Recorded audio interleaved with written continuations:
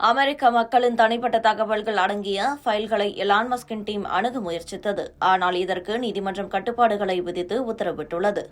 அதிபராக இருந்தும் கூட டிரம்பால் நினைத்ததை செய்ய முடியாமல் நீதிமன்றம் கட்டுப்பாட்டை விதித்திருப்பது அந்நாட்டில் விவாதப் பொருளாக மாறியிருக்கிறது. அதிபராக டிரம்ப் பதவியேற்றதிலிருந்து பல தடாலடியான நடவடிக்கைகளை எடுத்து வருகிறார். இதில் எலான் மஸ்கை சேர்த்துக் கொண்டு அரசு துறைகளை காலி செய்ய தனியாக ஒரு துறையை டிரம்ப் உருவாக்கியிருந்தது பேசுபொருளாகியிருந்தது. இப்படி இருக்கையில்தான் எலான் மஸ்க் மூலமாக டிரம்பின் மூக்கு உடைந்திருக்கிறது. அதாவது எலான் மஸ்க் தனக்கு கீழே 6 இளைஞர்களை கொண்ட ஒரு டீமை உருவாக்கினார். இதற்கு டாட்ஜ் என்றும் பெயரிடப்பட்டது. அதாவது டிபார்ட்மெண்ட் ஆஃப் கவர்மெண்ட் எஃபிஷியன்சி என்பதுதான் இதன் அர்த்தம்.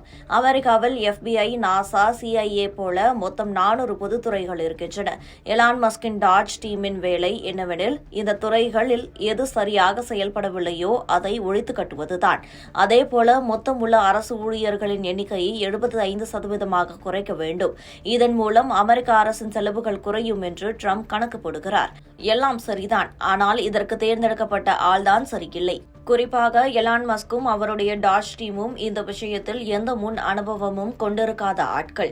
இந்த டீம் அமெரிக்க கருவூலத்தின் டேட்டாக்களை அணுக முயற்சி செய்கிறது. ஆனால் நீதிமன்றம் இந்த விஷயத்தில் மஸ்கின் மூக்கை உடைக்கிறது. தேர்தலில் வெற்றி பெற்றுவிட்டார்கள் என்பதற்காகவே ஒட்டுமொத்த அமெரிக்கர்களின் தனிப்பட்ட விவரங்களையும் எப்படி இவர்களிடம் நம்பிக் கொடுப்பது என்று அரசு ஊழியர்கள் மற்றும் சில தொழிற்சங்கங்கள் சார்பில் கொலம்பியா மாவட்ட நீதிமன்றத்தில் வழக்கு தொடுக்கப்பட்டது. அதில் அரசு ஊழியர்கள் உட்பட ஒட்டுமொத்த அமெரிக்க மக்களின் தரவுகள் இந்த கருவூலத்தில் இருக்கிறது. குறிப்பாக ஒவ்வொருவரின் தனிப்பட்ட உயிரியல் அடையாளங்கள், அதாவது கருவிழி, கைவிரல் ரேகை உள்ளிட்ட அடையாளங்கள், முகவரி, மக்கள் தொகை, சமூக பாதுகாப்பு எண்கள், அமெரிக்கர்களின் ஆதார் எண் ஆகியவை இருக்கின்றன. இதனை இவர்களை நம்பி எப்படி கொடுப்பது என்று கேள்வி எழுப்பினர். வழக்கை விசாரித்த நீதிபதி கொல்லர் காட்லே, உங்க இஷ்டத்துக்கு எல்லாரையும் கருவூலத்திற்குள் நுழைய அனுமதிக்க முடியாது. 2 பேருக்கு மட்டுமே தற்காலிகமாக அனுமதி கொடுக்கிறேன். சத்தமில்லாமல் போய் பார்த்துவிட்டு வந்துடணும்.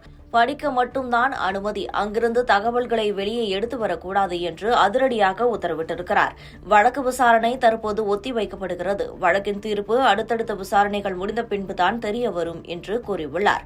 இதனால் எலான் மஸ்குக்கும் அவரை நம்பியிருக்கும் டிரம்பிற்கும் பின்னடைவு ஏற்பட்டிருக்கிறது.